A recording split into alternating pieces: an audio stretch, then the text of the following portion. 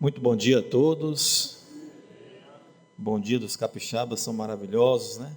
Eu estou sabendo que ultimamente tem passado muito baiano por aqui, viu?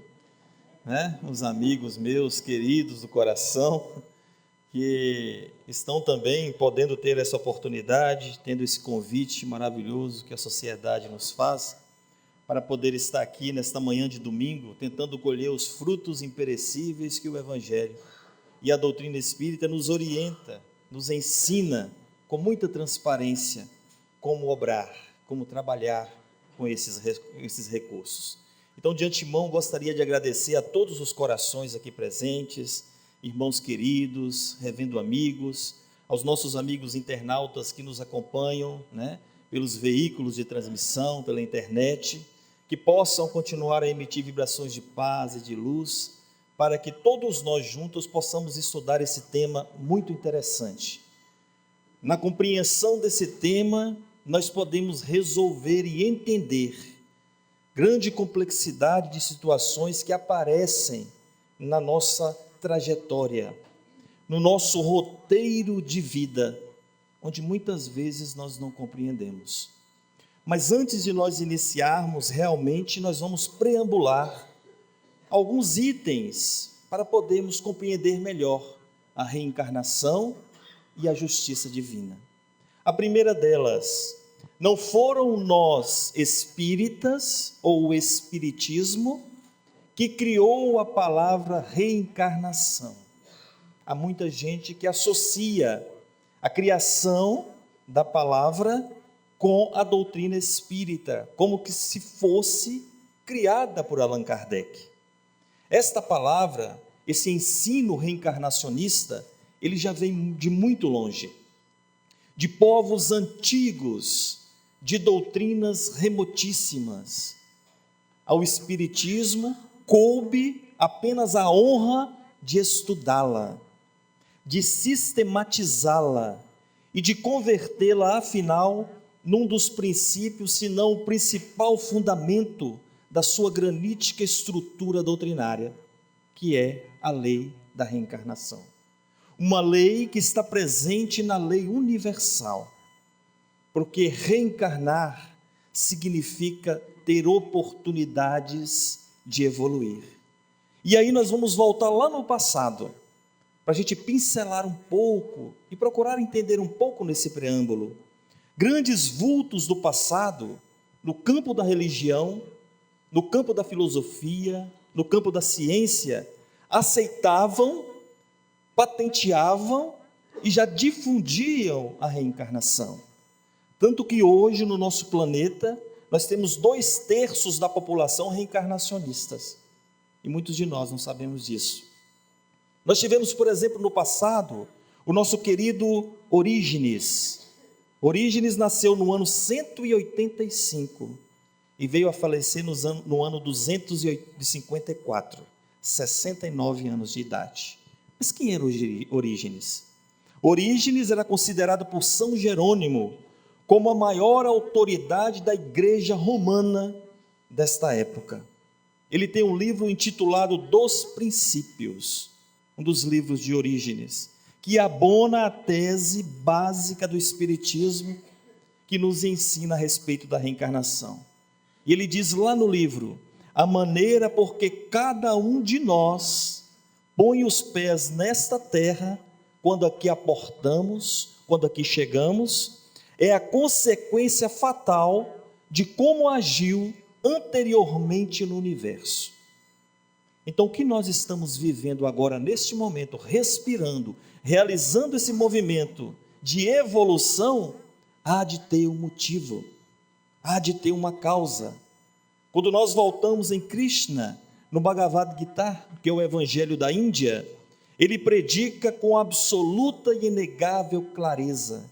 Krishna diz assim: eu e vós já tivemos múltiplos nascimentos. Nós estamos falando de reencarnação. Nós vamos ao Vedas, milhares de anos escrito antes do nosso Cristo, o nosso sublime mestre, que ele já difundiu largamente a ideia reencarnacionista. Vamos a Buda, que aceitava e já pregava a reencarnação. quando nós vamos aos sacerdotes egípcios, ensinavam que as almas inferiores, prestem bem atenção, as almas inferiores e más ficam presas a essa terra por múltiplos e múltiplos renascimentos. E que as almas virtuosas sobem, voando às esferas superiores, onde recobram a vista das coisas divinas. Quando nós vamos na Grécia, encontrar os admiráveis e legítimos condores do pensamento, da cultura, da filosofia, vamos encontrar na Grécia Pitágoras, Sócrates, Platão, que são os grandes e fervorosos paladinos das vidas sucessivas, são os precursores da nossa doutrina. E lá Sócrates diz assim: as almas, depois de haverem deixado o estado no Hades, Hades significa passagem, vida espiritual, além do túmulo, depois de haverem deixado o Hades, o tempo necessário, são reconduzidas a esta vida em múltiplos e longos períodos. E eu não podia deixar de ir lá em Roma, conhecer Virgílio e Ovídio, não esse Virgílio, que isso aí é nosso, aquele lá de Roma, né? Mas vai saber, né? A vida dá tantas voltas. Virgílio e Ovídio, os grandes pensadores, já disseminavam os princípios reencarnacionistas em Roma naquela época. Ovídio chegava a dizer assim: quando minha alma for pura, irá habitar os astros do povoar, ia povoar o firmamento.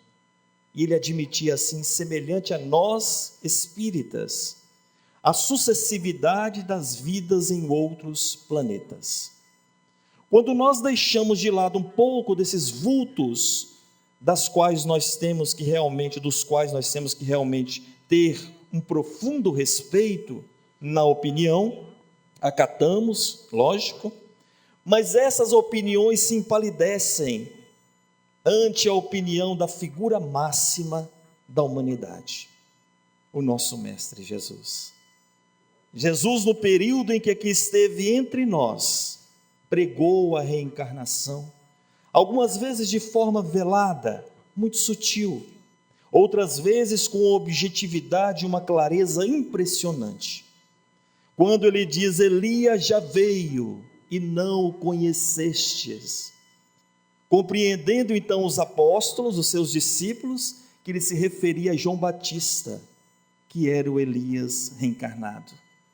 Quando nós vamos na outra parte, nós vamos encontrar em Mateus o diálogo do Cristo com Nicodemos, aquele doutor da lei que admirava os atos de um ser iluminado, o nosso Mestre Jesus. Na calada da noite, ele procura o Cristo.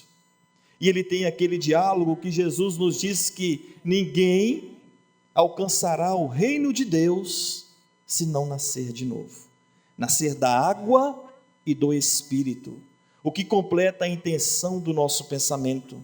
Quando Jesus diz que ninguém sairá da terra, ninguém, sem que pague até o último ceitil.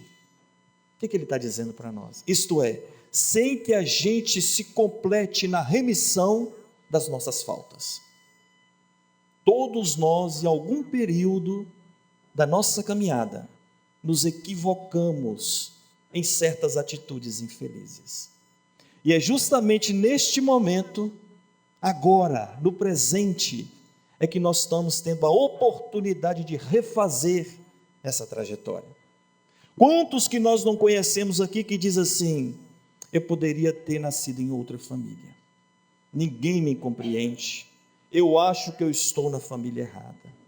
Pelo contrário, foi você mesmo que pediu para vir nesta família, ombrear lado a lado com aqueles dos quais me prejudicou, ou que eu prejudiquei.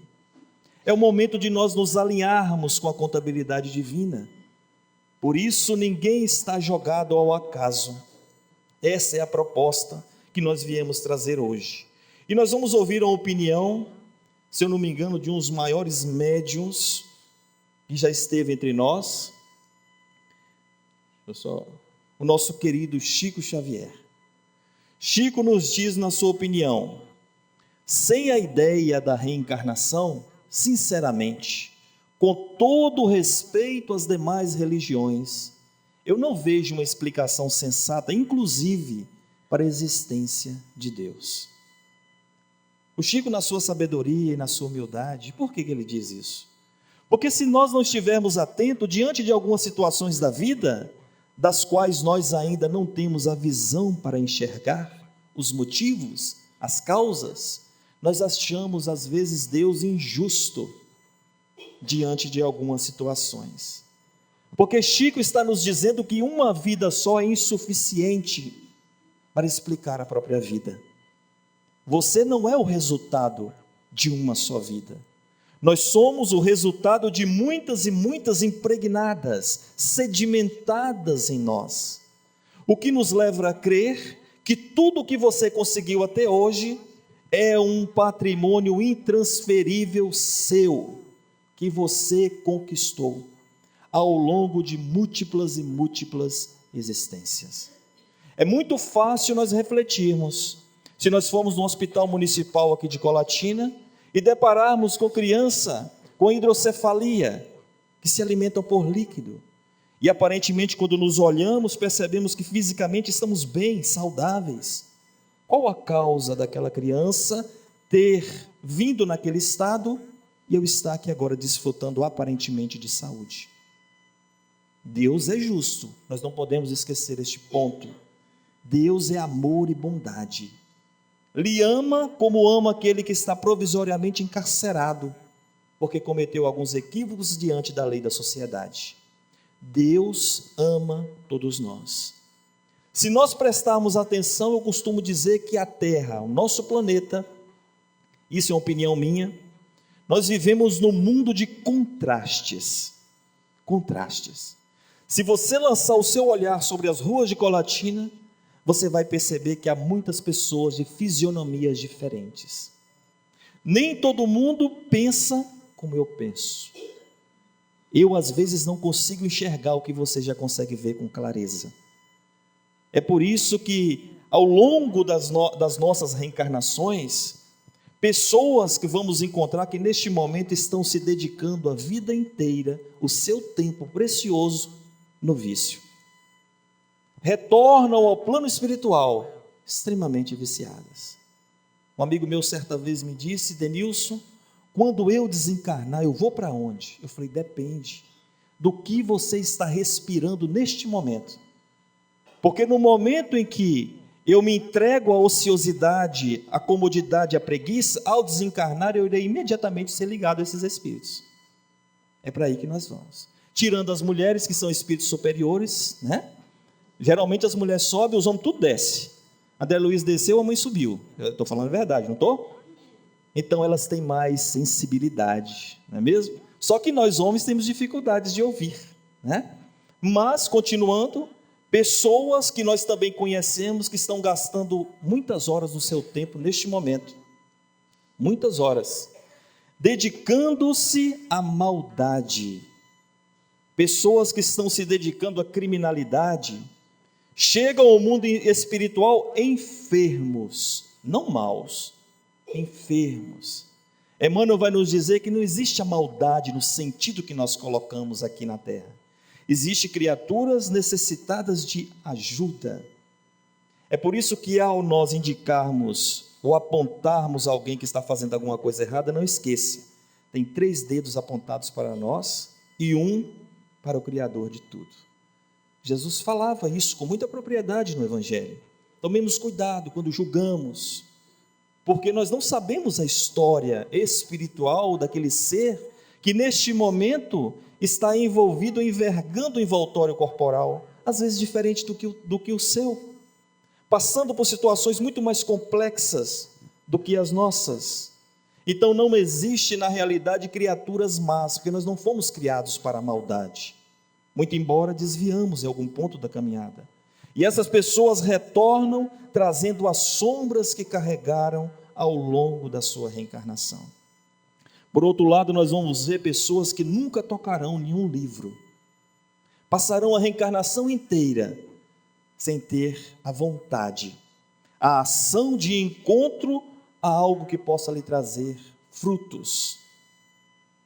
Nós podemos perceber também que há irmãos que estão envelhecendo neste momento, se você prestar atenção. Estão envelhecendo na dedicação ao próximo. Existem muitos deles aqui. Auxiliam o progresso, esclarecem. E essas pessoas estão passando o tempo da sua encarnação cheios de bondade, de caridade no coração. E aí nós vamos retornamos à verdadeira pátria, e lá nós iremos nos deparar com aquilo que nós plantamos enquanto aqui estivemos, numa grande escola da vida. É por isso que Chico nos diz que, com todo respeito às demais religiões, eu não vejo uma explicação sensata, inclusive para a existência de Deus. E continuando, nós vamos colocar,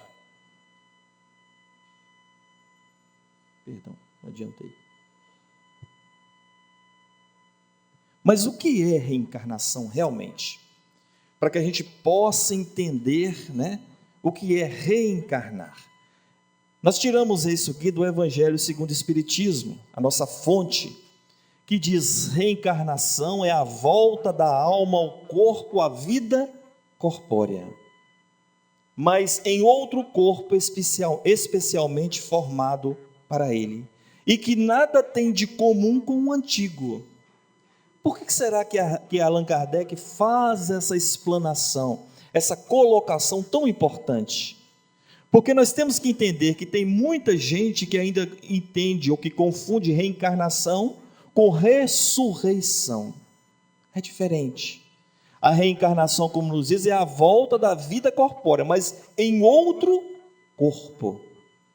A ressurreição, segundo alguns segmentos religiosos, dos quais nós temos profunda admiração, profundo respeito, eles acreditam que seria a volta do corpo, o que a ciência já nos mostra e nos demonstra que seria quase que impossível, ou impossível de se acontecer.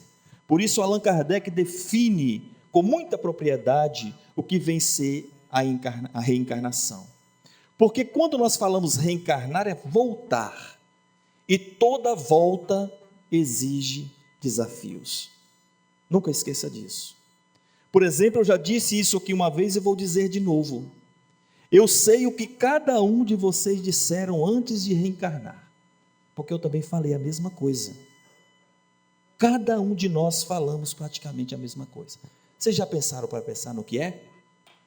Nós chegamos para aquela equipe que programou, que nos assistiu, que organizou a nossa pauta reencarnatória, e nós dissemos assim para ele: meu irmão, dessa vez eu vou voltar melhor, pode confiar. Nós falamos tudo isso, todos nós falamos.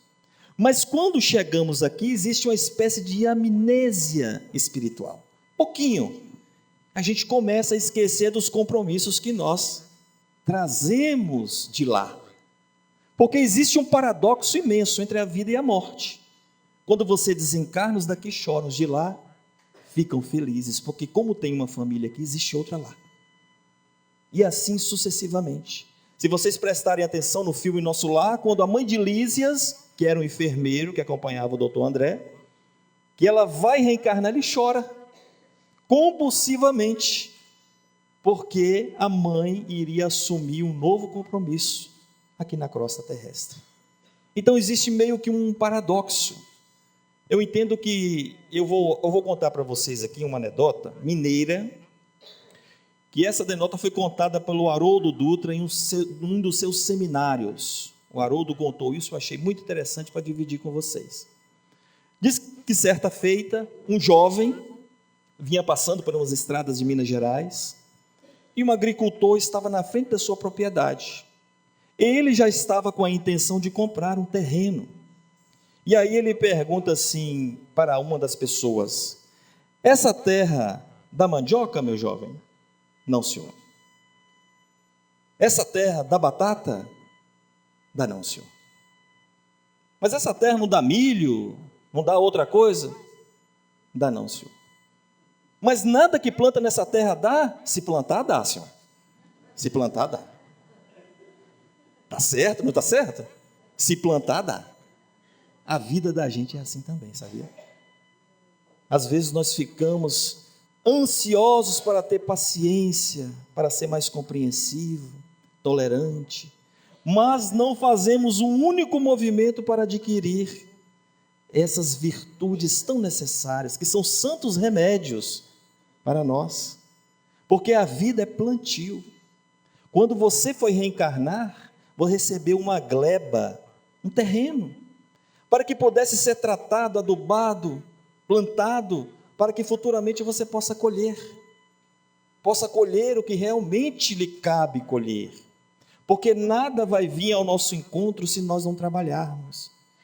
Se nós prestarmos atenção, as pessoas que são mais felizes são aquelas que mais trabalham, que mais se dedicam, que mais se cuidam. Mas se eu ficar na ociosidade, aguardando esse movimento, aguardando que esse movimento seja realizado por alguém que está ao meu lado, aí eu sinto informar.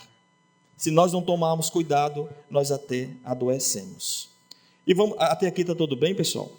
Se alguém quiser fazer, eu esqueci até de avisar no começo, a gente vai separar aqui um tempinho, posso, Virgílio? 2 perguntas, se alguém quiser fazer, 2, 3 perguntas, a Marli está ali sentadinha, ela pode pegar alguém para anotar para a gente, que às vezes a gente sai daqui com um pouco de dúvida. Então, se estiver ao meu alcance, eu vou procurar ajudar, se não, eu grito Virgílio, tá bom? Para a gente poder ver. Vamos aqui nessa questão, ainda estou meio perdido aqui. É o de cima, Carlos, ou o de baixo? Ah, tá, então aqui é melhor. Então, no Livro dos Espíritos, nós vamos encontrar na questão 167, que lá está escrito assim: qual o fim objetivado com a reencarnação? Ele está perguntando a miúdo, para que reencarnar? O que nós vamos ganhar com isso? A resposta dos imortais é: expiação, melhoramento progressivo da humanidade. Sem isso, onde há justiça? Ele termina fazendo uma contrapergunta. E aqui repousa uma das nossas maiores dúvidas: expiação, melhoramento progressivo da humanidade. Será que nós só vamos realmente melhorar, evoluir, se nós passarmos por expiações? Será que isso está na lei natural, na lei divina? Não. Existe um ditado para ficar bem claro o que nós estamos dizendo: quem não vai pelo amor, vai pela expiação. É isso aí. O amor é o que a misericórdia divina concede a cada coração que está nos ouvindo, a cada um de nós. Porque misericórdia divina é assim: ele vai lá e se coloca no seu lugar, para entender o que você está respirando naquele momento. E aí eles conseguem os recursos necessários para que a gente possa dar continuidade à nossa caminhada. Muito embora nós não percebamos. Mas como explicar, por exemplo, que uma criança com 4 anos de idade, 5 anos de idade, ela aparece com um câncer linfático? Como explicar isso? Será que Deus, para alguns escolhe o sofrimento, para outros as alegrias? Será que é dessa forma? Tem irmãos que nascem e vivem uma vida tranquila, e muitas vezes morrem, desencarnam por morte natural, enquanto outras crianças, que é o seu próprio irmão, de 2, 3 aninhos, já nasce com síndrome de Down, né? Nós conhecemos pessoas, ou creio eu que muitos de nós passamos por isso. Muitas vezes perdemos esposa, irmãos, maridos, filhos, em tragédias. Como explicar e entender tudo isso? Porque a primeira coisa nós falamos: meu Deus, que Deus é esse? Que Deus é esse que traz um saco de alegrias aqui nas costas, jogando alegria, miséria e sofrimento ao léu? Porque se não estivermos preparados, maturados espiritualmente, nós acabamos pensando dessa forma. Será que aquele que trabalhou a vida toda, que amou a sua vida toda, que viu o seu corpo envelhecendo, será que tudo isso se acaba com a morte física? Será que os Espíritos estão dizendo: sem isso, onde há justiça? Porque a justiça está sendo feita justamente para alinhar algo que nós nos equivocamos no passado. E quer queira, quer não, nós precisamos nos reparar diante das situações. Mas tudo com esta misericórdia divina. E continuando na 168, ele diz assim: o número de existências corporais, ele é limitado ou o espírito reencarna perpetuamente? Questão 168. Eles respondem: a cada nova existência, o espírito dá um passo no caminho do progresso. Quando se despojou de todas as suas impurezas, não tem mais necessidade da vida corporal. Nós ainda estamos no processo de despojar, de retirar, cortar algumas arestas que ainda temem aflorar. É aquele velho ditado de dizer que aquele homem velho que teme ecoar dentro de cada um de nós. Quando nós vamos lá no livro Roteiro de Emmanuel, psicografado por Chico, ele nos informa lá que o ambiente espiritual do nosso orbe está evoluindo hoje, ou nesta época, cerca de 22 bilhões de almas. E eu sinto informar que nós também fazemos parte, nós também estamos aqui. 22 bilhões buscando aprimoramento espiritual. Todos portadores de débitos, às vezes até graves compromissos, feito ao longo de alguns séculos. Se nós encarnados temos nossas dificuldades, do outro lado também, no plano espiritual, forma-se uma grande fila aguardando a sua oportunidade para regressar e estar entre nós. E cada um vem trazendo o seu nível de compreensão e de sentimento. É isso que a doutrina espírita nos ensina. Por isso é que quando nós estamos realizando as palestras doutrinárias, os estudos na casa espírita, o atendimento fraterno, o trabalho do passe, muitos desses irmãos que já se desvincularam do vaso físico estão aqui entre nós, aprendendo junto, interagindo junto conosco, porque em breve receberão o convite a retornar à nossa terra, à nossa escola bendita, onde nós praticamos aquilo que nós lá estudamos. Dando sequência, ele diz: nós não podemos falar de reencarnação sem falar da escala espírita, que está lá no Livro dos Espíritos. E nessa escala, na primeira ordem, nós podemos ver espíritos puros. Vocês poderiam dizer assim para nós: mas espírito puro? Qual foi o espírito puro que esteve entre nós? Esteve um espírito puro entre nós. Esteve, de certa forma, patente entre nós, o nosso Mestre Jesus. É um espírito da primeira classe, são os espíritos crísticos, como assim coloca na Revista Espírita Allan Kardec. Na segunda ordem, nós temos os espíritos superiores. Nós temos na terceira classe, espíritos de sabedoria. E nós temos na quarta classe, espíritos prudentes e sábios. E os espíritos benevolentes que estão mais entre nós, no nosso meio. Falamos em regeneração, falamos em transição planetária. Mas será que nós entendemos realmente quais são os espíritos que estarão qualificados a estar no mundo de regeneração? Tem muita gente que acha que só o espírito que só está apto a fazer a bondade. Não. Nós estaremos lá espíritos ainda imperfeitos, mas propensos a se regenerarem. Tamanha a misericórdia divina. E nessa terceira ordem aqui eu deixei por último, porque eu acho que algum de nós vamos encaixar aqui, porque eu me encaixo em todos, mas às vezes tem alguém que já evoluiu um pouquinho mais, isso é bom. Terceira ordem, espíritos imperfeitos, espíritos perturbadores. Gente, como tem gente que perturba a gente, você está em casa quieto, a pessoa está te perturbando, você está trabalhando, é o espírito perturbador. Isso é o que mais tem entre nós ainda, é natural, não se assustem. Os espíritos neutros, esse vem até na casa espírita, ele vem, ele assiste a palestra, quando termina, na segunda-feira, ele fala assim: rapaz, você perdeu uma palestra que eu assisti. Palestra maravilhosa, nossa senhora, muito bom. E a pessoa que está escutando ele fala assim: foi, mas qual foi o tema? Eu não sei, eu só sei que foi maravilhosa, foi uma coisa, nossa, iluminada. Neutro. Vem na casa espírita, colhe o fruto, para ele tanto faz. É aquele famoso, né? Não fede nem cheira. Está aqui, não estou fazendo mal a ninguém, mas também não está fazendo bem. É preciso acordar para esse tipo de situação. Nós temos os espíritos pseudo-sábios.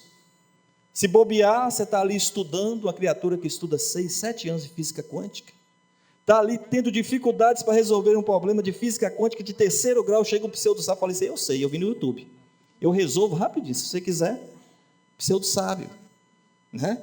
Nós temos os espíritos levianos, aqueles que realmente não têm compromisso, e os espíritos impuros. Quando nós deparamos, por exemplo, na nossa sociedade, existem muitos jovens que estão retornando ao plano espiritual porque consomem substâncias psicoativas, que são as drogas, em excesso. E é algo que não tem perdão. É um meio muito cruel. Quando erra, quando se deve, paga-se com a vida. E nós deparamos que os nossos jovens estão retornando. E aí a sociedade vira e diz assim: porque já falaram muito para mim, só que eu não concordo, discordo imediatamente. É uma opinião. Vieram e dizem assim: se fosse uma pessoa de bem, não teria morrido. Não é assim que eles falam? Se tivesse trabalhando, ocupado com emprego, não teria acontecido. E aí eu viro para ele assim: e será que a gente para analisar qual o tipo de família que ele teve, qual a sua que você teve? Será que eu tive o mesmo processo pedagógico familiar? Ele também teve as oportunidades? Quando nós pensamos assim, nós vamos sendo mais tolerantes com o próximo. E vamos parando de ser julgadores, apontamos, cruelmente, quando alguém erra ou se equivoca ao nosso lado, achando que nós também nunca erraremos. Então, se nós começamos a mudar o meio em que nós nos encontramos pensando dessa forma, nós vamos conseguir um resultado inimaginável. Justiça divina não é vingança. A gente tem que entender. Por quê? Justiça é diferente de vingança. A justiça, ela perdoa e leva em consideração a intenção, o conhecimento e as circunstâncias. A vingança quer apenas que o outro sofra. Eu costumo dizer que nós temos dificuldades de entender o que realmente esta mensagem quer nos dizer. Porque se você não tomar cuidado, se nós não estivermos atentos, nós partimos para o mundo espiritual levando sentimentos corrosivos de mágoa, de ódio, de indiferença, de infelicidade. Porque talvez nós não estejamos atentos nesse momento do que você está se alimentando pelas vias do pensamento. Pelas vias do pensamento. E pensamento, segundo os Espíritos nos dizem, é tudo no plano espiritual. Aqueles que já conseguem ler a literatura espírita percebem e identificam que nenhum deles andam sozinhos no plano espiritual se você não tiver padrão moral de pensamento. André Luiz a todo momento estava como instrutor, com alguém muito mais capacitado do que ele. Porque pensar no plano espiritual exige responsabilidade, harmonia, equilíbrio. O que você pensa, você atrai. Imagina você no plano espiritual como isso acontece numa questão de lapso, flashes, muito rápido. Então, nós temos que ir combatendo essas imperfeições. Talvez o maior deles, o hábito de reclamar. Eu não sei se, acho que aqui em Nicolatina ninguém reclama de nada, não reclama da vida, né? Mas lá para a Bahia, rapaz, não é brincadeira. Reclamar. Como nós reclamamos de tudo, né? E a característica peculiar da reclamação é que aquela pessoa que mais reclama, costuma as outras pessoas se afastarem dela. Presta atenção nisso para você ver. Porque ninguém quer esta sintonia. Ninguém quer se alimentar dessa vibração. Reclamar só piora os nossos problemas. Você sabe o significado da palavra reclamar? Reclamar, clamar duas vezes. Clamar duas vezes.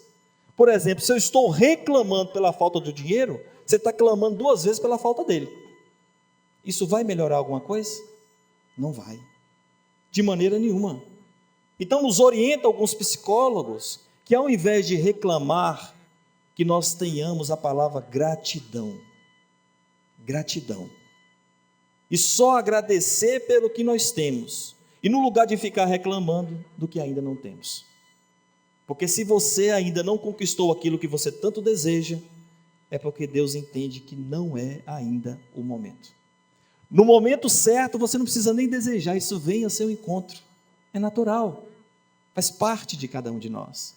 Então, estarmos muito atentos com o que nós estamos neste momento nos alimentando espiritualmente. Para que possamos entender com sabedoria o que vem a ser justiça divina. Mais para frente nós vamos entender como se pode definir justiça. E aqui ele define. A justiça consiste no respeito aos direitos de cada um. Aonde acaba o meu, começa o dele. Aonde termina o dele, começa o dele. E aí por diante. Assim é definido a justiça. Respeito e direito de cada um. E eu faço uma pergunta: uma só existência é suficiente? Eles nos dizem, uma só existência corpórea é claramente insuficiente para que o espírito possa adquirir todo o bem que lhe falta e de desfazer todo o mal que traz em si. E ele dando sequência, o uso do livre-arbítrio são ações que provocam reações no tempo e no espaço. As boas escolhas produzem progresso evolutivo, enquanto que as escolhas infelizes, elas geram provações ou expiações, que se configuram nos mecanismos evolutivos. Então nós já temos a certeza que em uma só existência física na matéria, dificilmente nós conseguiremos resolver alguns probleminhas do passado. Há uma historinha muito interessante que diz que, na realidade é um ditado, né? Que diz assim: quem planta tâmaras, eu não sei se vocês já ouviram, não colhe tâmaras. Nós tivemos a Congearte lá em Teixeira, no Prado, né? Que é próximo a Caravelas, na Bahia. A Congearte é o encontro de jovens, a mocidade espírita do extremo sul da Bahia. E lá eles receberam tâmaras. Meu filho tem 10 aninhos, ele foi participar. Ele falou: papai, comi tâmaras. E eu fiquei sabendo que ela demora quase 100 anos. Imagina que honra. Eu falei: é uma honra. Agradeça, porque alguém plantou essa tâmara. Então, na historinha diz assim, que certa vez tinha um jovem passando pela rua, encontra um senhor, e ele estava plantando justamente uma muda de tâmara. O jovem, vendo aquilo, perguntou para ele: mas por que o senhor está plantando tâmaras? Se o senhor não vai colher tâmaras, porque ele já tinha quase 79 anos, quase 80 anos. O senhor maturado na experiência, né? Aquele ancião, muito sabedor das coisas, vira para aquele jovem e diz assim: meu filho, se todo mundo pensasse assim, ninguém comeria tâmaras. A vida também da gente é assim. Talvez aquilo que neste momento está te incomodando tanto, é porque você precisa semear um pouquinho mais. Porque talvez nas próximas nós vamos colher, enquanto tem pessoas que estão neste momento colhendo, porque já semearam lá no passado. Assim também é a nossa caminhada. Nossas ações de hoje vai refletir amanhã no nosso futuro. Porque se não é tempo de colher, pode ter certeza, é tempo de lançar essa semente. Para que vocês tenham ideia, nós nascemos neste mundo e aqui nós não trazemos nada. Desencarnamos, morremos e não levamos nada. E aí no meio desse intervalo entre a vida e a morte, entre o berço e o túmulo, Se bobear, a gente começa a brigar por aquilo que a gente não trouxe, aquilo que a gente não fez por onde. Por isso nos orienta os espíritos amigos: viva mais, abrace mais, ame mais as pessoas que estão ao teu lado, valorize mais aquele que caminha ao teu lado, que está ombreando contigo. Vocês já ouviram aquela palavra que diz assim, pessoas móveis? Você sabe o que é isso? A pessoa móvel é aquela que está dentro da tua casa, faz parte contigo. Às vezes está contigo 50 anos. Você passa por ela, acorda de manhã, não dá um bom dia, não dá uma boa noite, não lança um olhar. Pessoa móvel. Fica dentro de casa, parada lá. E a gente passa, não fala nada. Às vezes você tem a oportunidade durante um ano de trabalho, sair com essa pessoa 3, 4, 5 vezes em família. A gente não sai. Mas basta que o nosso telefone toque às 3 horas da manhã, com a notícia dizendo assim: olha, alguém muito ligado a seu laço de afetividade desencarnou. Você não pensa 2 vezes em pegar sua mala, pega um ônibus, pega o teu carro, embarca num avião e vai de encontro àquele coração. Abraçar corpos gelados. Mas nós não temos coragem de abraçar as pessoas que estão agora, neste momento, comigo, ao meu lado. Pense nisso, é importante. Talvez para o coração que esteja insensível nesse momento, isso não faça muita diferença. Mas para aquele que preza realmente chegar numa condição melhor, valorizemos enquanto nós temos tempo, enquanto estamos andando lado a lado com as pessoas que nós amamos. Embora muitas vezes essas pessoas é que mais nos amam. Quando um filho sai para uma balada, como nós dizemos assim, quem é que fica em casa sem dormir, preocupada, ligando para ele? Nossa, mãe, de novo, coloca silencioso aí. É a mãe. Ama muito mais ele ou ela do que os próprios filhos. E a gente às vezes não valoriza isso. Por isso a palavra gratidão, ela não pode ser apagada da memória do nosso vocabulário espírita. Gratos por tudo que nós temos, por tudo que nós somos. Então, uma só existência, nós não vamos conseguir praticar tudo isso. Se nós não estamos conseguindo neste momento, vamos nos esforçar a partir de agora. Começa agora. Por que não? A pessoa vai tomar um impacto, né? Ela vai, nossa, aconteceu alguma coisa? Está doente? Não, eu quero melhorar. Eu quero ter atitudes e hábitos diferentes daqui para frente. E a gente consegue. A gente consegue. Seguindo, ele diz, o Livro dos Espíritos, lá na questão 258, está escrito assim: no estado errante, meus irmãos, nós temos que entender que Allan Kardec, poucos espíritas sabem isso, Allan Kardec escreveu 2 livros, dicionários de expressões espíritas. Se você for olhar no dicionário errante, é aquela pessoa que erra, aquela pessoa que não consegue acertar, está escrito isso. Então não é este simbolismo, esse significado dessa palavra. Errante que Allan Kardec coloca é porque é o ser que ainda precisa se aperfeiçoar. É diferente. No estado errante, antes de começar uma nova existência corporal, o espírito tem consciência e previsão das coisas que lhe vão acontecer durante a vida, consciência, saber, e já está prevendo o que vai lhe acontecer?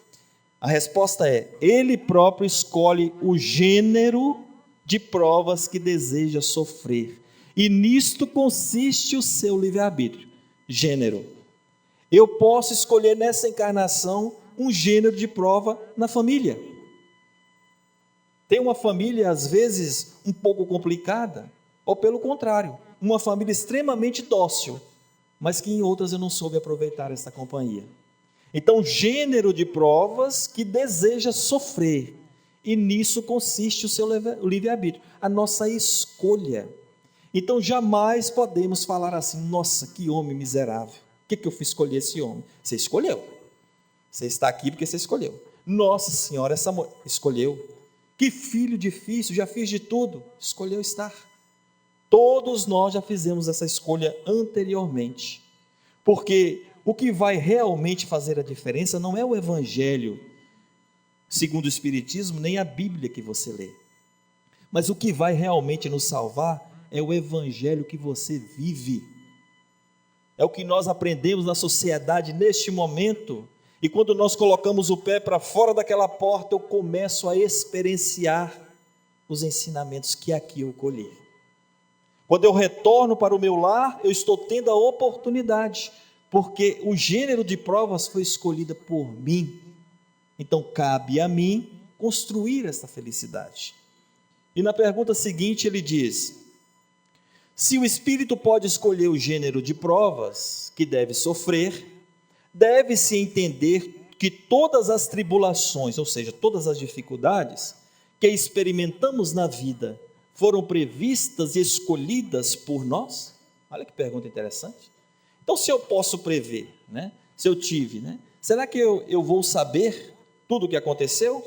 E ele diz: todas não é bem o termo, porque não escolheu nem prevê tudo o que vos acontece, no mundo até as menores coisas. Escolhemos apenas o gênero das provações. Os detalhes são consequências da posição e muitas vezes das vossas próprias ações. O nosso livre-arbítrio. Eu posso escolher, por exemplo, estar numa família amável, doce, mas que eu não valorize e escolha me afastar deles. São nossas próprias, muitas vezes, das vossas próprias ações, das nossas escolhas. Por exemplo, aquele que neste momento, numa encarnação passada, abusou extremamente do álcool, era considerado um alcoólatra, veio a desencarnar vinculado justamente pelo uso excessivo do vício. Quando ele retorna ao plano espiritual, ele vai ter um tempo para que possa se refazer, até que no momento seja feito o convite para que ele retorne novamente. E aí ele pede, olha o gênero dele, que venha em uma família em que o álcool seja bastante utilizado. Só que, por ele ter sobrecarregado o intestino, o fígado, ele vem com alguns problemas muito sérios intestinais. Muitas vezes irá buscar hospitais públicos para que valorize mais ainda a sua saúde, principalmente se for para aquele lado meu lá. Principalmente se for, né, pelo nosso lado, pela nossa querida Bahia ali, que tem uma dificuldade no atendimento público, né, que não é brincadeira. Mas ele irá encontrar dificuldades, e é justamente neste momento que a criatura passa a se valorizar mais. Nós trazemos certas limitações que são justamente para nos favorecer, porque se a coisa estiver solta demais, talvez nós não conseguimos fazer e realizar o nosso compromisso. Mas aqui eu vou fazer somente sintetizar rapidinho prova e expiação. Nós falamos tanto de provas, tanto de expiações. A prova são escolhas para o nosso adiantamento. Estou resumindo bem para a gente poder entender, porque aqui daria seminários e mais seminários. Provas são escolhas para o nosso adiantamento. Um exemplo bem prático para a gente poder entender. Na sala de aula, quando o professor está dando uma aula, quem senta na frente geralmente são o quê? Não é o caso de vocês, viu gente? Pelo amor de Deus. Quem senta na frente são os alunos que mais se dedicam, que tem mais atenção, que tem mais vontade. Que senta lá no fundo, não é vocês aí não, viu? É a turminha de onde? Do zap, da conversa, né? Do celular escondidinho aqui para o professor não ver, não prestam atenção quando o professor está lecionando. O resultado disso tudo no final do ano é o quê? Aquele que mais se dedicou, ele passa na prova. Quem não fez a sua parte, se reprova, volta novamente. A prova seria mais ou menos nesse sentido. E a expiação? A expiação, o que são expiações? São as consequências por termos utilizado o nosso livre-arbítrio, cometendo graves equívocos que podem ter envolvido terceiros. Por que podem ter envolvido terceiros? Porque às vezes eu chego a cometer um grave equívoco para comigo mesmo, mas muitas vezes nós estendemos essa ação do movimento e prejudicamos aqueles que estão ao nosso lado. E aí eu tenho que passar por o que nós denominamos expiação, que não é castigo. Talvez para nós que estamos neste momento encarnados, temos uma visão. Para aquele que se está neste momento em espírito, é outra visão totalmente diferente. Principalmente quando nós adquirimos consciência de que podemos reverter o quadro das situações. Mais para frente nós temos aqui. Este é um livro, Missionários da Luz, de André Luiz. Tudo o que eu falei aqui está nesse livro. Aqueles que tenham, porventura, curiosidade, ou que tenham vontade de aprender um pouco mais sobre a reencarnação, ele vai narrar do começo ao fim a reencarnação de Segismundo, que é este senhor que está aqui, que tinha um certo débito com este outro senhor que está aqui, que se chama Adelino. No livro, nós vamos ver com muita propriedade, né? Quando ele narra todo o processo reencarnatório fantástico. Aqueles que quiserem ler o livro, vou jogar aqui para Virgílio, procurem ele, que ele vai conseguir esse livro maravilhoso, Missionários da Luz, que é um dos livros do grande repórter do além, que é o André Luiz. E no livro ele diz assim: durante a reencarnação, Adelino recuou ao compromisso por medo do antigo adversário. Toda vez que o Segismundo chegava para ele em sonho, em desdobramento, para solicitar a ele uma oportunidade de se reparar, ele imediatamente recuava. É um instinto natural, que lhe aparecia em sonhos e que interpretava como assustadores. Foi necessária a interferência dos espíritos benfeitores. É o que eles estão fazendo neste momento, André Luiz e mais outros espíritos ao teu lado. Prosseguindo, ele diz: Adelino está aflito, de pouca conversa com a esposa. O pensamento negativo de Adelino destruía substâncias da hereditariedade, intoxicando os genes do caráter. Eles tinham a prática de realizar o evangelho no lar, só que há muito tempo eles não vinham fazendo. E justamente por não fazer, por não realizar o evangelho no lar, o ambiente se apresentava um pouco conflitante. E ele, o Adelino, era uma pessoa muito entregada ao trabalho, à empresa da qual ele tinha. Então ele era aquele pai que não tinha muito tempo para a família.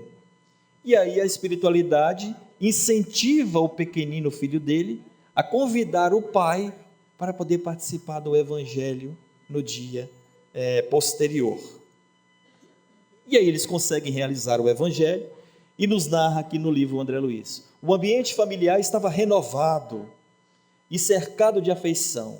Alexandre examina os mapas cromossômicos planejados de Adelino, com a assistência de espíritos construtores. E mais à frente ele coloca: Alexandre, com seu potencial magnético, sintoniza o espermatozoide mais apto para a organização do corpo planejado de Segismundo. Então, no momento do ato que o casal teve naquela noite, o ato sexual, é que se dá realmente o processo da reencarnação.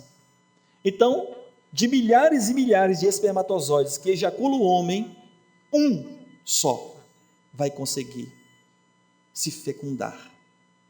E qual que é esse um só que se fecunda? É justamente o que ele coloca, aquele que sintoniza, que é imantado para poder realizar esse processo. E nós vemos que no livro narra que naquele momento Alexandre senta ao lado de Segismundo e começa a induzir ele a lembrar da sua juventude, da sua infância. Com isso, o perispírito vai se, que nós denominamos de milituarizar, ele vai se diminuindo ao ponto em que é feito as lembranças naquele momento, até o ponto em que ele é colocado e ali se efetiva realmente a reencarnação. É um processo bem mais complexo, eu estou só dando uma revisão, né, para a gente poder entender, porque demandaria muito tempo para a gente continuar, mas aqui vai narrar tudo que nós precisamos conhecer, e o processo pelo qual cada um de nós passou para estarmos neste momento. André Luiz vai dizer assim: a reencarnação, ela é o meio, a educação divina é o fim. Temos necessidade da luta que corrige, que renova, que restaura e que aperfeiçoa. Todos nós estamos passando por essa grande aula da vida, por essa grande experiência que Deus nos concede. E eu gostaria aqui, para finalizar, passar um vídeo para vocês, se pudesse até diminuir um pouco a nossa luz, Carlos, para a gente poder realmente fechar, né, a nossa temática. A gente estava falando com uma amiga nossa, a Beth, e a minha filha Anitta perguntou para a Beth: os seus filhos te acham bonita? E a Beth não tem uma autoestima muito elevada e disse: eu acho que não, acho que eles me acham feia. E aí a Anitta perguntou: mas você diz eu te amo para eles? Você abraça eles? Porque isso faz toda a diferença para uma pessoa nos achar bonita. E eu achei super bonito isso, quando a minha filha meio que sacou isso, que o eu te amo tem poder. Uma das vantagens de trabalhar em casa é que eventualmente eu estou de tarde em casa, ela está fazendo o tema e eu estou trabalhando, escrevendo, e às vezes ela grita lá do quarto: pai, te amo. E tipo, é a melhor coisa de se ouvir, cara. É muito poderoso. São só 3 palavras, mas as pessoas têm medo delas. São só 3 palavras, mas a gente não percebe como elas são poderosas. Como um eu te amo muda vidas. Eu me lembro quando eu falei pela primeira vez para minha madrinha no telefone, eu falei: eu te amo. E aquilo foi super impactante para ela. Ela passou, todas as vezes que a gente se fala por telefone hoje, ela fala: eu também te amo, eu também te amo. Muitas vezes ela não tinha ouvido e ela não falava, porque a gente só dá o que a gente recebeu um dia. Eu me lembro quando eu comecei a namorar minha esposa, Ana, e eu falava: eu te amo. E aquilo era poderoso e aquilo nos deixou mais próximos. A coragem de dizer eu te amo nos deixou mais próximos e fortaleceu o nosso relacionamento. Eu me lembro uma vez que a Anitta estava com o pai da Ana, meu sogro, e disse: eu te amo, vovô. E eu acho que meu sogro nunca tinha ouvido isso, cara. E ele começou a chorar. E aquilo foi muito forte para ele. E ele tentou começar a falar para os filhos: eu te amo. Mas não conseguia. Ele tentava falar, mas ele ficava constrangido. Ele achava bobo. É que o eu te amo é tão poderoso que as pessoas têm medo. O meu sogro morreu sem falar eu te amo para os filhos. Eu tenho certeza que ele se arrependeu disso. O eu te amo, ele constrange. O eu te amo, ele liberta. O eu te amo tem poder. E nunca é tarde para começar a praticar.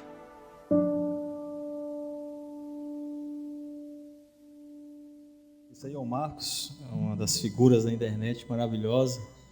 E nós gostaríamos, só para poder fechar, de dizer que eu tenho certeza